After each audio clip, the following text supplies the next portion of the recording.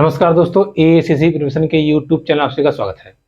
दोस्तों हम लोग सी टेट मैथमेटिक्स के बारे में पढ़ रहे थे, जिसमें मैंने आपको पेडोलॉजी की क्लास को अच्छे से समझा दिया है। आज की वीडियो में हम लोग शुरू करेंगे मैथ के जो न्यूमेरिकल्स हैं, यानी कि आप कह सकते हैं कि मैथ के जो न्यूमेरिकल क्वेश्चन आते हैं, जो संख्यात्मक प्रश्न आते हैं, आज से हम लोग उसके बारे में सीखेंगे। ठीक है, तो सिलेबस वाइज चलेंगे और हर एक टॉपिक को अच्छे से समझेंगे और इसमें साथ ही साथ ऐसे क्वेश्चंस को भी देखेंगे जो एग्जाम में लगातार पूछे जा रहे हैं। ठीक है, तो आज का जो हमारा टॉपिक है वो है ज्योमेट्री। आज से हम लोग शुरू कर रहे हैं ज्योमेट्री के बारे में। इसके पहले मैंने आपको पेडोलॉजी की जो भी क्लास थी, जो भी क्वेश्चन पॉसिबल थे, मैंने आपको समझा दिया है और उसमें हमने सभी चीज़ों को देख लिया है। जब प्रैक्टिस सेट या जब हम लोग प्रीवियस ईयर के क्वेश्चन करेंगे तो वहां से भी उन चीज़ों को समझेंगे। ठीक है, तो चलिए अब हम ज्योमेट्री के बारे में चर्चा कर लेते हैं। देखिए, जो ज्यामिति है, पहली चीज जैसे नाम से ही लग रहा है ज्योमेट्री, ज्यामिति। ज्यामिति मतलब इसमें जैसे आपसे फिगर्स के बारे में बात की जाएगी, उसके नाप के बारे में बात की जाएगी, उसके आयतन, परिमाप, ये वो कुल मिला के है। यहाँ पे हर प्रकार से आपको चित्र पे ही काम किया जाएगा और चित्र का ही आपको सब कुछ निकाला जाएगा। कभी कहेगा कि घर है, उसका आयतन ये है तो कितना पैसा लगेगा पुतैया में, या आपसे कह देगा इसका क्षेत्रफल बताइए, इसकी लंबाई ये है, चौड़ाई, ये सब तमाम प्रकार की चीजें पूछी जाएंगी। लेकिन हम लोग शुरू करेंगे एकदम बेसिक से। देखिए, ध्यान समझिएगा, कोई भी शब्द लिखने के लिए या कोई भी चित्र बनाने के लिए या किसी भी चीज के लिए, जैसे ही आप अगर एक पेन यहाँ पे रखते हो, रखते ही एक बिंदी बन जाती है, तो इस बिंदी को हम क्या कहते हैं? इसको हम कहते हैं बिंदु। क्या कहते हैं? बिंदु। ठीक है, तो ज्योमेट्री की शुरुआत कहां से होती है? एक बिंदु से होती है। क्लियर हो गया? बिंदु की कोई खास परिभाषा नहीं है, बस एक टिक है। जैसे ही आप पेन रखते हो तो पहला जो सिंबल होता है वो क्या होता है? बिंदु। अब देखिए, ध्यान समझिएगा, यही से हम बढ़ेंगे। जैसे मान लीजिए एक बिंदु यहाँ है, एक यहाँ, ऐसे ऐसे ऐसे करके बहुत सारे बिंदु हैं। ठीक है, बहुत सारे बिंदु हैं और अगर इन बिंदुओं को मिला दिया जाए और उसके बाद में ये बिंदु कहाँ जा रहा है हमें नहीं पता, मतलब इधर भी बढ़ सकता है और इधर भी बढ़ सकता है, तो उसको कहते हैं हम रेखा। क्या कहते हैं? रेखा। ठीक है, या लाइन कहते हैं। इंग्लिश में क्या कहते हैं? लाइन। ध्यान समझिएगा, जब बिंदुओं को या जब एक साथ लगातार बिंदुओं को मिला दिया जाता है तो उसको हम क्या कहते हैं? रेखा कहते हैं। क्या कहते हैं? रेखा। क्लियर हो गया? ध्यान समझिएगा, बिंदु, बिंदु के बाद रेखा, कई सारे बिंदुओं को जब आप मिला देंगे तो उसको क्या कहते हैं? उसको कहते हैं रेखा। आगे बढ़ जाए। अच्छा, अब मान लीजिए एक बिंदु यहाँ है मोटा सा, फिर ऐसे बिंदु बिंदु बिंदु बिंदु बिंदु बिंदु, फिर एक बिंदु यहाँ मोटा सा है। अब आप देखिए, इसमें इसमें अंतर क्या है? इसमें मैंने बताया था कि ये बिंदु आगे भी बढ़ सकता है, इधर भी, इधर भी, मतलब इसका कोई और छोर नहीं है। एक रेखा जो होती है उसका कोई अंत नहीं होता, वो कितनी भी लंबाई तक जा सकती है, कितनी भी लंबाई तक खत्म हो सकती है। लेकिन इसका हमने अंत कर दिया, ये यहां से यहीं तक है, तो इसको बोलते हैं रेखा खंड। क्या बोलते हैं? रेखा खंड। ध्यान रखिएगा, लाइन सेगमेंट, अर्थात जब एक रेखा दो बिंदुओं द्वारा प्रदर्शित की गई हो, या एक रेखा का अंतिम बिंदु एक बिंदु, दो बिंदु, या कोई रेखा जब एक बिंदु से शुरू होकर दूसरे बिंदु पे समाप्त हो जाए तो उसको कहते हैं रेखा खंड। और जब बिंदुओं, जो बिंदु होते हैं असीमित तक हो, यानी कि उनका कोई अंत ही ना हो, उसको क्या बोलते हैं? उसको बोलते हैं रेखा। ठीक, जैसे एग्जाम में आपको मान लीजिए ऐसे पूछ लिया, आपसे कह दिया बताइए क्या है? बिंदु है, रेखाखंड है, रेखा है या त्रिभुज है? तो ये एक रेखा है, क्योंकि देखिए इसका कहीं दिखाया नहीं है, ये आगे बढ़ सकती है, इधर भी बढ़ सकती है। अगर यहां पर ऐसे मोटा सा बिंदु लगा दिया उसने तो ये हो जाएगा रेखा खंड। क्लियर है? ध्यान रखे रहिएगा। ठीक है, तो रेखा का कोई अंतिम पॉइंट नहीं होता और ना ही कोई शुरू वाला पॉइंट होता है, लेकिन रेखा खंड का शुरू वाला पॉइंट भी होता है, अंतिम पॉइंट भी होता है। ठीक है, अच्छा, अब इसमें एक समस्या ये आ जाती है, मान लीजिए यहां से ये बंद है लेकिन एक पॉइंट इसका पता ही नहीं कहां तक गया है, तब हम क्या कहेंगे? भाई हमने ये तो आपको बता दिया कि जब दोनों तरफ बढ़ जाए तो रेखा, दोनों तरफ बंद हो जाए तो रेखाखंड। अब एक तरफ बंद हो जाए और एक तरफ बढ़े तो अर्थात इस तरफ ना बढ़ेगा लेकिन इस तरफ बढ़ाया जा सकता है, तो इसको बोलते हैं किरण। क्या बोलते हैं? किरण या रेज। ठीक है, क्या बोलते हैं? रेज। रेज यानी कि किरण। याद रहेगा? आगे बढ़ जाए, चलिए। तो इन चीजों को जान, अब देखिए ऐसी ही छोटी छोटी चीजों को हम समझेंगे। अब मान लीजिए हमने कहा एक रेखा है आपके पास, इस रेखा पर एक बिंदु यहां है ए, एक बिंदु यहां है बी, एक बिंदु यहां है सी, एक बिंदु यहां है डी। तो देखिए एक ही रेखा पर, जब एक ही रेखा पर बहुत सारे बिंदु हो, एक ही रेखा पर बहुत सारे बिंदु हो, तो उन बिंदुओं को कहा जाता है संरेख बिंदु। क्या कहा जाता है? संरेख बिंदु, या इंग्लिश में इसको बोलते हैं कोलिनियर। क्या बोलते हैं? कोलिनियर। ठीक है, कोलिनियर पॉइंट्स या संरेख बिंदु। आपसे एग्जाम में क्वेश्चन पूछा गया था, ऐसे पूछा गया था, 3-4 ऑप्शन दे करके से पूछा गया था कि मान लीजिए डी सी बी ए, तो उसने कहा था कि निम्नलिखित में से कौन सा संरेख बिंदु नहीं है। तो नहीं है वाला कौन हो जाएगा? ये जो इस लाइन पे बिंदु नहीं आएगा उसको हम क्या कहेंगे? संरेख बिंदु नहीं है। ठीक है, अर्थात एक ही लाइन पर बने बिंदुओं को संरेख बिंदु कहते हैं, और जो उससे छटक जाएगा वो संरेख बिंदु नहीं माना जाएगा। क्लियर हो गया? चलिए, अच्छा, ये तो हमने कहा कि एक लाइन पर बहुत सारे बिंदु हैं। अब मान लीजिए एक बिंदु से एक लाइन गुजर गई, दूसरी गुजर गई, तीसरी गुजर गई, चौथी गुजर गई। अब क्या कहा जाएगा भैया? इसको तो हमने कह दिया कोलिनियर पॉइंट है, संरेख बिंदु है। इनको क्या कहा जाए? यानी कि एक ही बिंदु से जब बहुत सारी लाइन गुजरने लगे तो उनको हम कहते हैं संगम हो गया इनका, यानी कि संगामी, संगामी रेखाएं। जैसे गंगा और यमुना मिलती हैं तो संगम होता है, वैसे ही बहुत सारी रेखाएं जब मिल जाएंगी तो उनको क्या कहते हैं? संगामी रेखाएं। क्या कहते हैं? संगामी रेखाएं।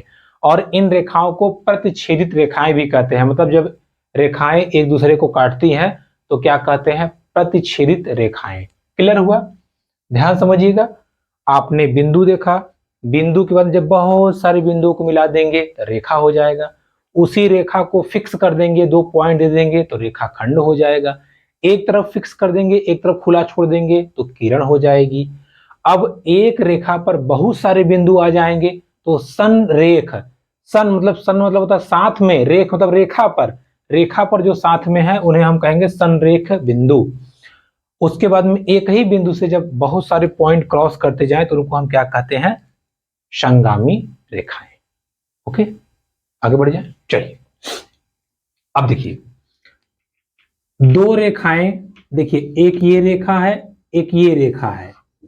जब दो रेखाएं समान दूरी पर हो, समान दूरी पर हो, या दो रेखाओं के बीच की जो गैपिंग है वो समान रहे तो उसको कहते हैं समानांतर। यानी कि समान अंतर पर जो रेखाएं हैं उनको हम क्या कहते हैं? समानांतर रेखाएं या समांतर रेखाएं। क्लियर है? तो अगर आपको एग्जाम में आएगा तो आप आराम से बता सकते हो। समांतर रेखाओं का ये है, ये कहीं भी नहीं मिलेंगी, ऐसे चलती जाएंगी, कहीं नहीं मिलेंगी। तो समांतर रेखाओं के बीच की जो दूरी होती है वो फिक्स होती है, और ये रेखाएं कहीं नहीं मिलती, मिलती ही नहीं है। ठीक है, कभी कैसे मिलेंगी? जब ये बराबर डिस्टेंस पे जा रही है, कहीं मिलेंगे ही नहीं, तो उसको हम कहते हैं समांतर रेखाएं। तो ये कुछ टर्म है ज्योग्राफी के जो हमें एकदम बेसिक से हमने उठाया है, ताकि आपको कहीं से क्वेश्चन आए आपको दिक्कत ना हो। ठीक है, आगे बढ़ जाए, चलिए। नोट करते रहिएगा आप और चीजों को समझते रहिएगा। अच्छा, ये हमने देखिए इसलिए एक एक टॉपिक को रिलेट करके बता रहे हैं कि इसके बाद ये, इसके बाद ये, इसके बाद ये।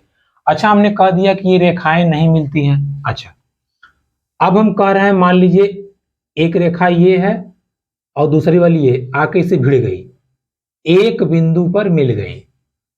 जब दो रेखाएं एक बिंदु पर मिल जाती हैं तो किसका निर्माण होता है? कोण का।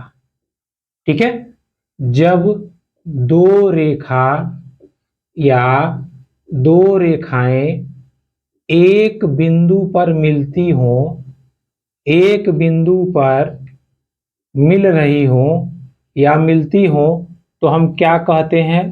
कोण। किसका निर्माण हो गया? कोण का। तो आपसे पूछेगा कोण निर्माण के लिए कितनी रेखाओं की आवश्यकता होती है? 2 रेखाओं की। या कोण किसे कहते हैं? तो आप बताएंगे जब दो सरल रेखाएं, सरल मतलब सीधी रेखाएं, जब दो सरल रेखाएं किसी एक बिंदु पर मिल जाएंगी तो कोण हो जाएगा। ठीक है, क्या हो जाएगा? कोण नहीं, कुड़िया नहीं, कोण, एंगल हो जाएगा। क्या हो जाएगा? एंगल। अच्छा, अब आप कहेंगे कि आपने ऐसे क्यों मैच कराया है, ऐसे क्यों मैच कराया है? भाई मैच तो ऐसे भी हो सकता है 2 पॉइंट वाला, और साथ ही साथ मैच तो ऐसे भी हो सकता है इसका मुंह बड़ा सा रहे, है ना? आप कह सकते हैं। अच्छा, आपने कहा ज्यादा दिमाग लगा रहे हैं आप, चलिए ये पहली लाइन हो गई, ये दूसरी लाइन हो गई, ये भी मैच कर सकता है। इनको क्या कहेंगे? क्या ये भी कोड होंगे? बिल्कुल, ये भी कोड होंगे, लेकिन इनका अलग अलग नाम है। पहला वाला देखिए, इसको बोलते हैं 90 डिग्री, मतलब होता है समकोण। क्या होता है? समकोण। अब देखिए यहीं से परिभाषा बनेगी, जो 90 अंश से कम रहेगा उसको बोलते हैं न्यून कोण, अर्थात ऐसा कोण जो 90 अंश से कम हो। 89 degree, 88 degree, 75 degree, 76 degree, 55 degree, 54 degree, वो क्या होंगे? न्यून कोण, जो इससे कम है। ठीक है, यानी कि ऐसे मान लीजिए ये लाइन है, ऐसे ये है, जो कोण ऐसे होगा वो न्यून कोण, और जो ऐसे होगा एकदम स्ट्रेट उसको बोलते हैं 90 डिग्री या समकोण। तो पहला न्यून कोण, दूसरा समकोण। अच्छा, अब जरा आप ध्यान से देखें, देखिए ये 90 अंश है, ये इससे भी ज्यादा हो गया, तो इसको क्या बोलते हैं? इसको बोलते हैं अधिक कोण। क्या बोलते हैं? अधिक कोण। क्या बोलते हैं? अधिक कोण, अधिक कोण। क्लियर? अच्छा, इसको क्या बोलेंगे? जब दो लाइनें ऐसे पे आके जुट गई, मतलब एक सीधी रेखा बना दिया, दो सीधी रेखाएं मिलकर के एक सीधी रेखा बना दी। जब सीधी रेखा बना दी तो इसको बोलते हैं, एक तो 180 डिग्री होती है इसकी वैल्यू, और इसको बोलते हैं, क्या बोलते हैं? सरल रेखीय कोण। क्या बोलते हैं? सरल रेखीय कोण, या इसी का नाम है ऋजु कोण। क्या नाम है? ऋजु कोण। ठीक है, सरल रेखा पर बना कोण ऋजु कोण। समझ में आया आपको?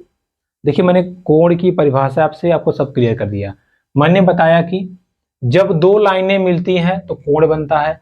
अब ये दो लाइनें ऐसे भी मिल सकती हैं, ऐसे भी मिल सकती हैं, ऐसे भी, ऐसे भी, तो इनका अलग अलग नाम हो जाएगा। पहला न्यून कोण जब 90 से कम रहेगा, ठीक है, 90 से कम रहेगा। दूसरा 90 के बराबर रहेगा समकोण। 90 से ज्यादा रहेगा, 90 से ज्यादा रहेगा तो अधिक कोण। 180 के बराबर रहेगा तो ऋजु कोण। अब आपके दिमाग में चल रहा होगा, अच्छा चलिए एक लाइन ऐसे हो गई, एक लाइन ऐसे हो गई, अब क्या होगा? अब ये जो कोण होगा इसको कहते हैं वृहत कोण। क्या बोलते हैं? वृहत कोण।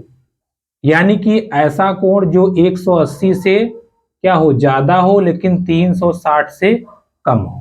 ठीक है, अभी हम ये भी बताएंगे आपको कि ये रेंज कहां से कहां तक चलता है, तो आपको ये समझ में आ जाएगा। देखिए 180 से ज्यादा हो, 360 से कम हो। क्लियर? आपने कोण के बारे में सीखा। जब दो रेखाएं एक बिंदु पर मिलती हैं तो कोण बनता है। कोण 90 से कम न्यून कोण, 90 समकोण, 90 से ज्यादा अधिक कोण, 180 सरल रेखीय कोण या ऋजु कोण, उसके बाद में 180 से ज्यादा वृहत कोण। क्लियर? आगे बढ़ जाए, चलिए देखिए कोण के पढ़ने के बाद, कोण पढ़ने के बाद में कुछ चीजों को और हम समझ, इसका स्क्रीनशॉट ले लीजिएगा, फिर हम कुछ चीजों को आगे समझेंगे। चलिए देखिए, ये चीजें ऐसी है जहां आपको एक जगह पे नहीं मिलेंगी, इसलिए थोड़ा सा आपको इसको अच्छे समझना है। जो बेसिक से पढ़ना चाहते हैं उनके लिए तो ये कहीं जल्दी मिलता नहीं है, तो आप बेसिक से पढ़ना चाहते हैं इसको अच्छे समझ के आगे बढ़िएगा। ठीक है, चलिए आगे बढ़ते हैं। देखिए अब इतना पढ़ने, देखिए कोण तो बहुत सारे हैं, जैसे शीर्षाभिमुख कोण, एकांतर कोण, ये कोण, वो कोण, लेकिन वो आपके सिलेबस में नहीं है, उतना लेवल तक आपको नहीं पढ़ना है, तो हम क्यों परेशान हो, इसलिए उन सब चीजों को हम नहीं देखेंगे। ठीक है, हम अपने एग्जाम के पॉइंट ऑफ व्यू के अनुसार चलेंगे। आगे बढ़ते हैं। अब देखिए इसके बाद में आपको एक एग्जाम में आता है पूरक कोण। देखिए इससे सवाल आता है, ठीक है, या इसी का नाम है कोटि पूरक कोण। ये क्या होता है? अभी हम आपको समझाते हैं और एग्जाम्पल के साथ और सवाल के साथ। देखिए, जब दो कोणों का योग, जब दो कोणों का योग कितना हो, 90 डिग्री हो, तो उसे हम क्या कहते हैं, उसे हम कहते हैं पूरक कोण या कोटि पूरक कोण। जैसे मान लीजिए एक कोण हमारा ए है, दूसरा बी है, दोनों का सम कितना होना चाहिए, 90। दोनों का सम कितना होना चाहिए, 90। ध्यान समझिएगा, जब दो कोणों का योग कितना हो, 90, उसको बोलते हैं कोटि पूरक कोण। कैसे, अब देखिए समझिएगा। मान लीजिए सवाल पूछा आपसे 42 डिग्री का कोटि पूरक बताओ, कोटि पूरक बताओ।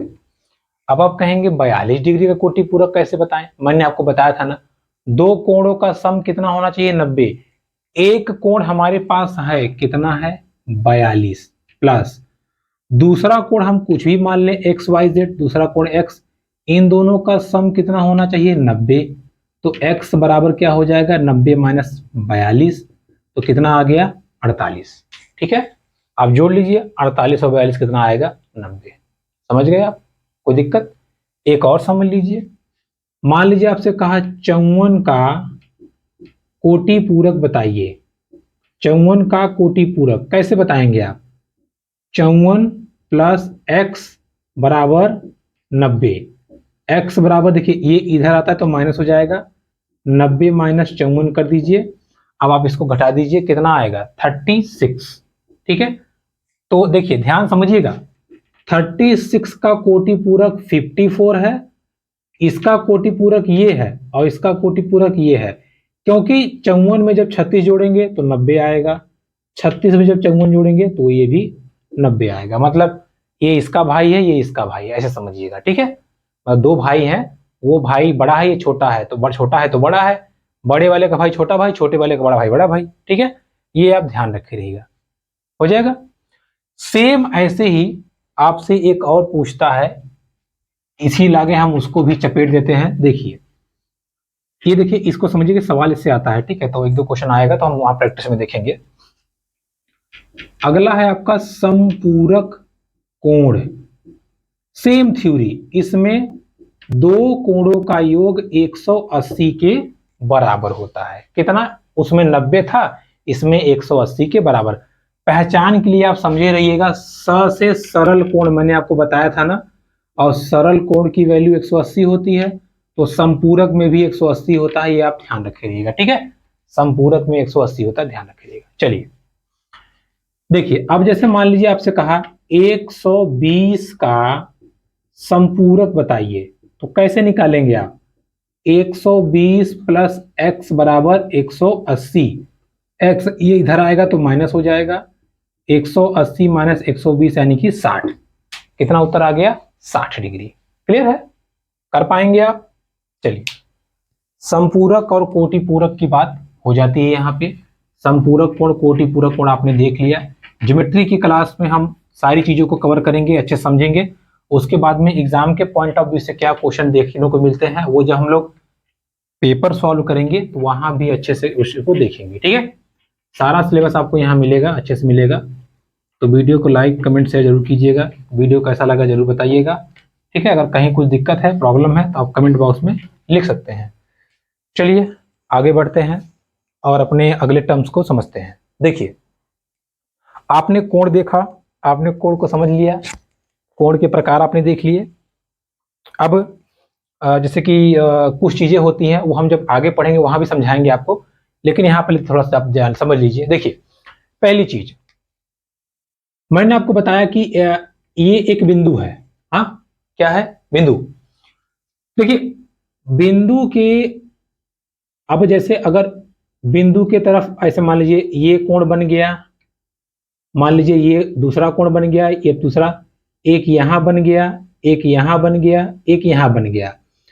अर्थात एक बिंदु, ध्यान समझिएगा, एक बिंदु पर बने सभी कोण, एक बिंदु पर बने सभी कोण का योग 360 होता है।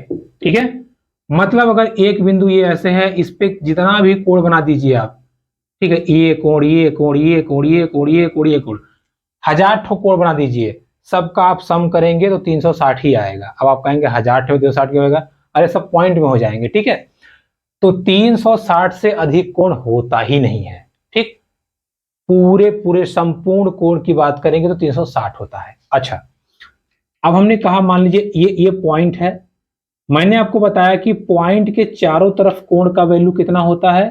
360। हम कहेंगे आधा बताइए, पॉइंट के एक तरफ कोण की वैल्यू कितनी होगी? एक तरफ, तो आप इसका आधा कर देंगे सॉरी, कितना आ जाएगा? 180। ठीक है, तो एक बिंदु के एक तरफ कोण की वैल्यू 180, एक बिंदु के सभी कोणों का योग कितना होता है? 360। ठीक है, एक चीज और आप ध्यान रखिए, इसको हम आगे भी बताएंगे, एक ध्यान रखिएगा, त्रिभुज के तीनों कोणों का योग 180 डिग्री होता है। कितना होता है? 180 डिग्री। ठीक है, आगे भी समझाएंगे, अभी आप मोटा मोटा समझ लीजिएगा। तो यहाँ पे आपने दो तीन चीजें सीखा। एक आपने सीखा कि एक बिंदु के आधा, ऊपर वाला जो होगा या नीचे वाला जो होगा 180, पूरे की बात करेगा तो 360, और त्रिभुज के तीनों कोणों का योग कितना होता है? 180। ठीक है, चलिए आगे बढ़ते हैं और आगे चीजों को हम समझते हैं, सब चीजों को अच्छे समझेंगे, क्वेश्चन को बनाएंगे ताकि एग्जाम में नंबर हमारा कटे ना। देखिए, अब बात आती है कुछ ओपन फिगर की बात, ओपन फिगर और क्लोज्ड फिगर या क्लोज फिगर। देखिए, है तो ये ज्यादा टफ नहीं है, बट फिर भी समझ लीजिए। जैसे ओपन फिगर मतलब होता है ऐसे ऐसी आकृतियां जो पूरी तरह या पूर्णतया बंद ना हो या किसी एक सिरे पर खुली हो। तो आप यहां आकृति देखिए, ये यहां खुला है, ये आकृति देखिए यहां खुला है, ये आकृति देखिए यहां खुला है, ऐसे आकृति आप बना दीजिए, ये यहां खुला है। तो ऐसी आकृतियां जो एक या एक से अधिक छोर पर या सिरे पर क्या हो? खुली हो, ओपन हो, उनको क्या कहते हैं? खुली आकृतियां या ओपन आकृतियां या ओपन फिगर। क्लोज फिगर की बात करें तो ऐसे ऐसे चित्र जो लाइन द्वारा या रेखाओं द्वारा या कर्व रेखाओं द्वारा क्या होते हैं? पूरी तरह से बंद होती हैं। तो आप इन आकृतियों को देखिए और इन आकृतियों को देखिए, आपको अंतर समझ में आ जाएगा। यहां पर कहीं सांस नहीं है कि चूहे की तरह आप घुस जाएं। ठीक है, तोड़ना फोड़ना पड़ेगा तब आप घुसेंगे। तो क्लोज्ड फिगर ऐसे होते हैं जो रेखाओं द्वारा, किरणों द्वारा या बिंदुओं द्वारा बंद होते हैं, उनको हम क्या कहते हैं? Closed figure. और इनको क्या कहते हैं? Open figure. तो आप आराम से बता सकते हैं, कोई दिक्कत तो नहीं होनी चाहिए ना। जैसे अगर आपसे एग्जाम में पूछ लिया जाए गिलास, आपसे कहेगा कि नीचे लिखे गए वस्तुओं में या नीचे दी गई वस्तुओं में कौन खुली आकृति का उदाहरण है? ध्यान समझिएगा।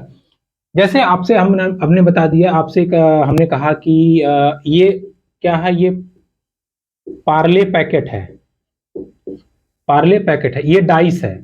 डाइस मतलब समझते हैं आप, जिससे वो लूडो खेलते हैं। और ये हमने कहा, मान लीजिए ये क्या है? बंद कमरा है। क्या है? बंद कमरा। और ये हमने कहा आपसे क्या है? ग्लास है।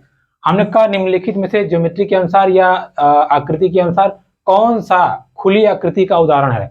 देखिए, ये पार्ले का पैकेट बंद है तो ये बंद हो गया, ये भी पूरा ठोस रहता है क्लोज तो ये भी बंद हो गया, कमरा बंद है तो बंद हो गया।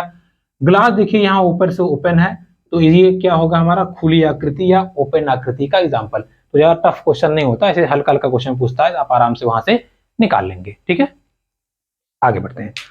अब देखिए, यहां से हमारा मेन गेम स्टार्ट होता है जो कि हमारे सिलेबस का है। अभी तो ये बेसिक चल रहा था। ठीक है, तो इसको भी आप समझे रहिएगा, क्योंकि बगैर इसके समझे आप आगे आएंगे नहीं। अगर आगे आप आ जाएंगे तो आपको प्रॉब्लम होगी, इसलिए इसको अच्छे से समझते हैं और आगे बढ़ते हैं। चलिए शुरू करते हैं। देखिए,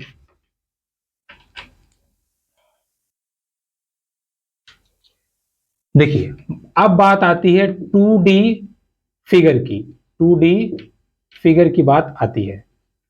2D मतलब है 2 डायमेंशन। ये इन फिगर का जो फैलाव होगा वो 2 डायरेक्शन में होगा। जैसे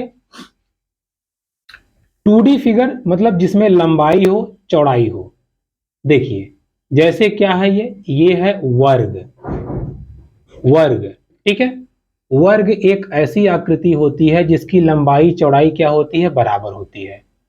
आयत, आयत एक ऐसी आकृति होती है जिसकी आमने सामने की भुजाएं क्या होती हैं, बराबर होती हैं। सर्कल मतलब वृत्त, वृत्त एक ऐसी आकृति होती है जो एक बिंदु के चारों तरफ घुमाए गए बिंदुओं से बनती है। ये त्रिभुज, 3 सरल रेखाओं से बंध आकृति को क्या बोलते हैं, त्रिभुज बोलते हैं। तो हालांकि अभी हमें इसमें ये नहीं जानना है 2D फिगर। 2D फिगर की खासियत क्या होती है, सबसे पहली चीज 2D फिगर में लेंथ और ब्रेथ, लेंथ और ब्रेथ यानी कि लंबाई और चौड़ाई, लंबाई और चौड़ाई 2 चीजें होती हैं। 2D फिगर में लंबाई और चौड़ाई होती है। साथ ही साथ सबसे इंपॉर्टेंट चीज 2D फिगर का क्षेत्रफल होता है, परिमाप होता है। क्या होता है, क्षेत्रफल होता है और परिमाप होता है। समझ में आया? तो आपसे कहेगा कि निम्नलिखित में 2D फिगर में क्या होता है, क्षेत्रफल और परिमाप। बात करें 3D फिगर की, देखिए 3D फिगर की बात करें तो देखिए यही जो वर्ग हमारा है, देखिए यही वर्ग था ना, अब यही जो हमारा वर्ग है इसकी आकृति आप ध्यान से देखिए तो थोड़ी सी बदल जाएगी। देखिए, और यही जो हमारा आयत था, आयत जो हमारा आयत था इसका भी आप देखिए ध्यान से बदल जाएगा। बदल गया है ना? तो इसको हम कह देते हैं घन, इसको कह देते हैं घनाभ। घन, घनाभ। जो ये वृत्त था ये ठोस फॉर्म में हो जाता है, ये इसे पूरा पूरा ये भरा रहता है, ठीक है, पूरा भरा रहता है। त्रिभुज जो है ये भी इस शेप में हो जाता है और ये भी पूरा क्या रहता है, भरा रहता है। अब देखिए इसको कहते हैं कोण, इसको कहते हैं गोला, ठीक। तो देखिए जब वर्ग में लंबाई चौड़ाई तो थी ही, क्या आपने 2D फिगर में देखा, वर्ग आयत वृत्त त्रिभुज जो भी हो इनमें 2 डायमेंशन की जरूरत पड़ती है। जैसे कि आप लेंथ और ब्रेथ से काम कर सकते हैं, ठीक है, इसमें भी लेंथ ब्रेथ होती है, इसमें जो इसकी रेडियस होती है वही आपकी लेंथ की भी काम करती है, ब्रेथ की भी, और साथ ही साथ इसका आप क्षेत्रफल निकाल सकते हैं। 3D फिगर की बात करें तो देखिए चूंकि आपको पता है कि वर्ग से ये बना है, इससे ये बना है, अर्थात इसमें 3D फिगर में लेंथ भी होगा, लेंथ के साथ साथ इसमें ब्रेथ भी होगा, और एक चीज इसमें एक्स्ट्रा आ जाती है जिसको बोलते हैं हाइट। हाइट, ठीक है, लंबाई चौड़ाई और ऊंचाई या मोटाई, लंबाई चौड़ाई और ऊंचाई या मोटाई ये किस में होता है, 3D फिगर में। 2D फिगर में ये पहला डायमेंशन, दूसरा डायमेंशन, कितने डायमेंशन होते हैं, 2, इसमें 1 2 3, कितने डायमेंशन होते हैं, 3। साथ ही साथ इस 3D फिगर में देखिए 3D फिगर में क्या क्या, ध्यान समझिएगा, 3D फिगर का आप क्षेत्रफल भी निकाल सकते हैं, आप आयतन निकाल सकते हैं यानी कि वॉल्यूम, और आप परिमाप भी निकाल सकते हैं। तो एक तरह से देखा जाए 2D और 3D फिगर में, 2D फिगर में आप वॉल्यूम नहीं निकाल पाएंगे, 3D फिगर में आप वॉल्यूम निकाल पाएंगे। वॉल्यूम मतलब होता है आयतन। 2D फिगर में, 2D फिगर में हाइट या मोटाई नहीं होती, 3D फिगर में होती है, ठीक है। इतना आप अभी के लिए जानिए। इसके ये आज की क्लास हमारी यही कंप्लीट होती है। अब इसके आगे हम लोग एक एक फिगर के बारे में अच्छे से पढ़ेंगे, इनका एरिया कैसे निकलता है, फॉर्मूला और उसका परिमाप कैसे निकलता है उसके बारे में हम लोग सीखेंगे, ठीक है। तो वीडियो पसंद आए तो प्लीज लाइक कमेंट शेयर सकता है मेरे यूट्यूब चैनल। मिलते हैं आपसे नेक्स्ट वीडियो, तब तक के नमस्कार।